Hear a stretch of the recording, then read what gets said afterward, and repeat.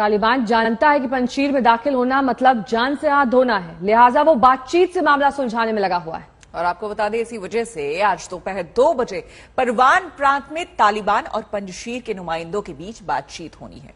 इस बैठक से ही आगे का रास्ता निकलेगा।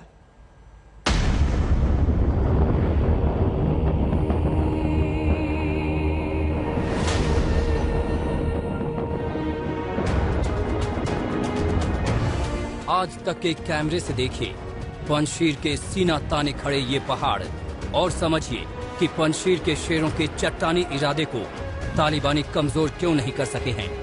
दोनों तरफ फौलादी पहाड़ और बीच से गुजरता रास्ता ये दिखाता है कि पंजशीर अब तक अजय और अभेद्य किला क्यों बना हुआ है। दरअसल काबुल से पंजशीर के अंदर दाखिल होने का यही एकमात्र रास्ता है।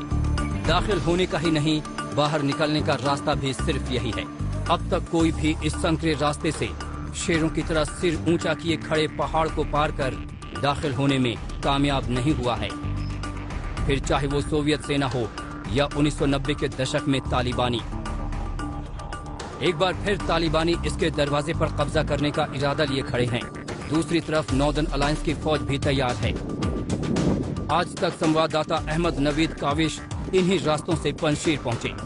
दाखिल होने के बाद कुछ ही दूरी पर एक अज्ञात ठिकाने पर उनकी मुलाकात पंजशीर के कमांडर अमीर अकमल से हुई।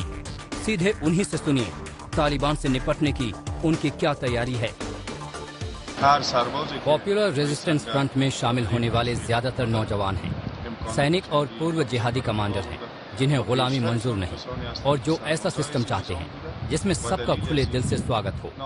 युद्ध के लिए हमारे पास सारे साजो सामान और सेना है और हम किसी भी रास्ते से घुसने वाले तालिबानियों से निपटने के लिए तैयार हैं, चाहे वो अमन के लिए आए या युद्ध के लिए। अमीर अकमल अफगानी सेना में कमांडोज की टुकड़ी के कमांडर रह चुके हैं। बेहद मुश्किल हालातों में जंग लड़ने का हुनर उनमें है और उनके साथ आए अफगानी सेना के जवान भी तालिबान को मजा चखाने के लिए तैयार हैं। अफगान सेना के साथ रहकर हम अपना मकसद हासिल नहीं कर सके। अब हम अपने वतन की रक्षा करना चाहते हैं और उसे आजाद करने के लिए हम पॉपुलर रेजिस्टेंस फ्रंट में शामिल हुए हैं। पंजशीर अफगानिस्तान का सबसे छोटा सूबा है मगर अब भी तालिबान के आगे नहीं झुका है। अहमद मसूद और अमरुल्ला सालेह ने उसके खिलाफ झंडा बुलंद कर रखा है। फिलहाल तालिबान बातचीत से मामला सुलझाने की कोशिश कर रहा है। वहीं उसके हुक्म पर तालिबानी लड़ाके पंजशीर के बाहर घेराबंदी किए खड़े हैं। इसी काबुल से पंजशीर जाने वाले हाईवे पर मौजूद तालिबानी लड़ाकों से आज तक संवाददाता अहमद नवीद ने बात की। सुनिए उनके कमांडर ने पंजशीर पर चढ़ाई को लेकर क्या कहा।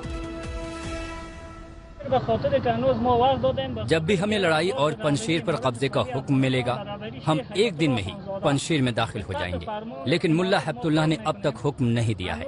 हम आतंकवादी नहीं, हम वही करते हैं जो इस्लाम कहता है। तालिबानी ऐसे बयानों से पंजशीर का मनोबल तोड़ने वाले हैं। वहीं पंजशीर शेर की तरह तालिबानियों के सामने डट कर खड़ा है।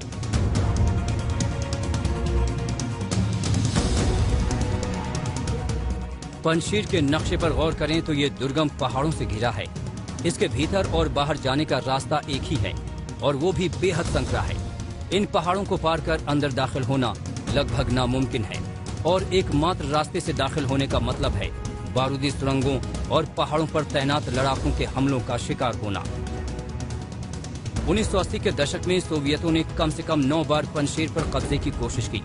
पैदल सेना के अलावा विमानों और हेलीकॉप्टर का सहारा भी लिया मगर हर बार नाकामी हाथ लगी।